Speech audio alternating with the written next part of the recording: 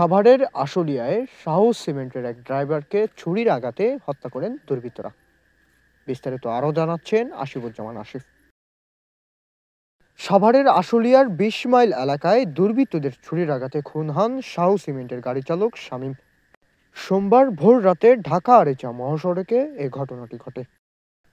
তদন্তের শেষে পুলিশ জানায় দুর্বৃত্তরা শামীমকে ছুরির আঘাত করে তার মোবাইল ফোন ও নগদ টাকা ছিনিয়ে নেয়।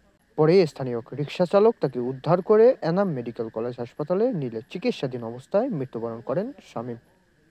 পরে সাভার মডেল থানা পুলিশ নিহতের লাশ ময়নাতদন্তের জন্য শহীদ সরোয়ার্দী মেডিকেল কলেজের হাসপাতালের মর্গে পাঠান। এ ঘটনার সাথে জড়িয়ে থাকা অপরাধীদের খুব দ্রুতই শনাক্ত করে আইনের আওতায় আনা হবে বলেন জানান আশুলিয়া থানার ওসি আব্দুল হান্নান। সাভার থানায় কর্মরত আছি। আমি সকালে কিলো ডিউটি করাকালীন সংবাদ পাইলাম এনাম মেডিকেল কলেজ হাসপাতালে একটি লাশ আছে। তো লাশে আইসা সুরতাল করলাম। সুরতালে যা দেখলাম, সুরতালে লাশের পায়ের রানের নিচে গোড়ালি হাঁটুর উপরে গভীর ছুরিকাঘাতের চিহ্ন পরিলক্ষিত হয়। আমরা লাশ সুরতাল করে এখন ময়নাতদন্তের জন্য সরোয়ার্দী মেডিকেলে প্রেরণ করব। দৈনিক বর্তমান সংবাদ, সত্য প্রকাশে অদম্য। সবার আগে সব খবর পেতে ভিজিট করুন www.দৈনিকবর্তমানসংবাদ.com।